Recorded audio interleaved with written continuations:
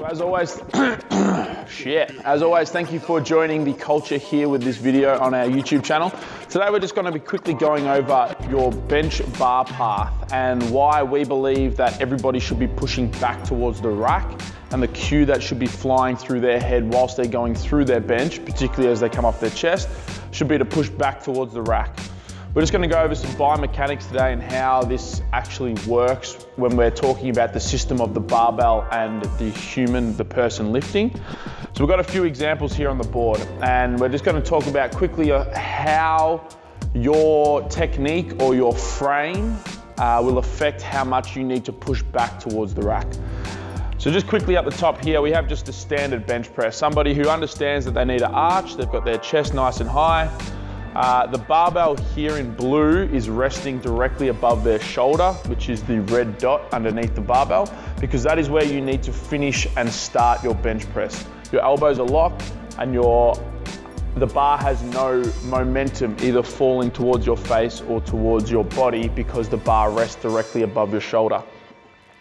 So what happens is, as this bar starts to come down, we need to have a touch point somewhere on the chest. So it's going to come down somewhere like this, hit the touch point, which will be the black cross. And then as a result of getting back to where that bar started, which is directly above the shoulder, you then have to move back and push back towards the rack to get back to that finish point for the barbell, to get your rack command or to start your next rep. So we can see here that we have this sort of down like this and up like this. Oh, that's not even on the thing. Down, and then it sort of swings out and across back to where we started that lift. So obviously, there's going to be some things that affect how much you need to push back towards the rack with your bench press. So if we come down here into the second example, number B, or letter B, sorry, we can see here that this person has a much greater arch. So this doesn't have to be someone with a big arch, it can just also be someone with a big trunk. So some of the bigger lifters in the bigger weight classes for males, or some of the smaller lifters with a large arch. You can see here that the barbell is still directly above the shoulder position. So that's still a vertical line in that start position. The barbell is directly above the shoulder.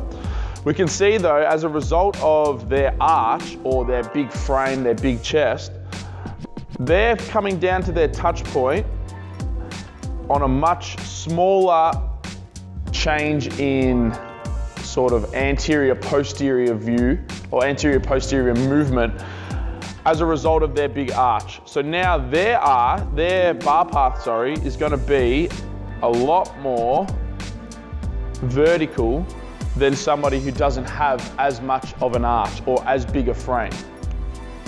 So somebody who has a very big arch won't have to push back as much. Their bar path is going to be a lot more vertical purely because their shoulder sits closer or sits more underneath the touch point than we have here in example A.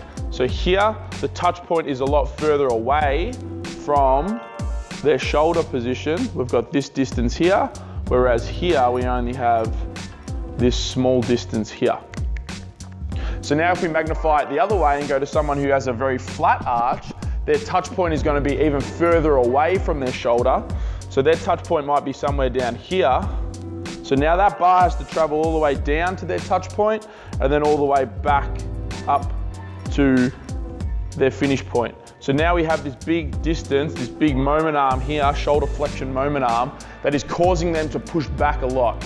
So this person here is probably going to have a lot more anterior delt and tricep work activation than somebody here who's going to have a very wide grip and as a result get a lot of pec in their bench press. The other factors that alter how much you need to push back in your bench press would be, so obviously your arch would be number one, I believe. Number two would be your touch point. So if this person obviously decides to touch a little higher on their chest, all of a sudden they need to push back further because they've moved their touch point away from their shoulder.